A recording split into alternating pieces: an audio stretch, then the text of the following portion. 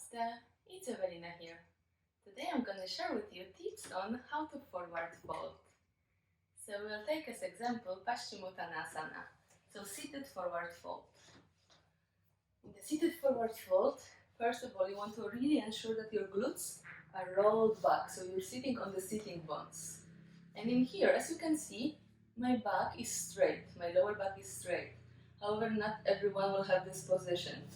So if you know that you tend to curve from your lower back in that way, and this is already difficult for you to stay upright in here with your spine straight, then what you need in here is a cushion. So just taking the cushion and sitting up on it, and from here gently sliding forward. So that cushion helps you to rotate your hips to the back, to pull the glutes back, and to have your lower back in a little bit more flat position, more straight position. From here we want to really lengthen our legs. So ideally they are straight and your toes are pulling up, as well as the base of your foot, this part of your foot, should be pushing forward. So here you want to really focus on the cushion, which is right underneath your big toe, so this part, and keep pushing that cushion forward.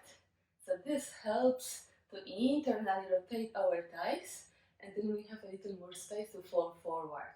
Because if you are collapsing your legs and the outside of your feet is going outwards, then it's much more difficult to fall forward because you just don't have a space coming from your hips. So focusing on pushing that cushion off your underneath your big toes to the front, rolling your hips back, holding your legs straight only if that's accessible. If you feel that if you have your legs straight and your spine is curving, then just gently bending your knees but still keeping the same position of your feet. So pulling them up, rolling your hips back, and maybe just staying in here if you know that your spine is curving. Or if that's possible, then slowly on your exhalation, folding a little bit forward. If that's enough for you, then just staying in here. You don't want to be pushing in that way, because in here you're not stretching anything, you're just getting close to the back injury, because it's one movement can be enough and you can be in pain for a while. So really focus to keep your spine straight and your belly sucked in. If your legs are straight in here, then you want to really lengthen on every inhalation, so keep your lengthening your spine, opening the chest, and on every exhalation folding a little deeper, bringing your rib cage closer towards the thighs instead of bringing your head close to the knees. So on every inhalation I will lengthen, on every exhalation I will fold a little deeper. Just taking a time in here.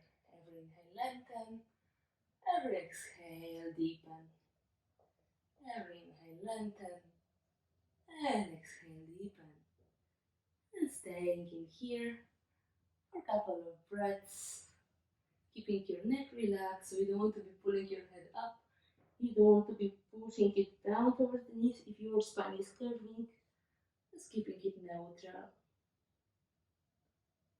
And then slowly inhale, straightening your spine, looking to the front.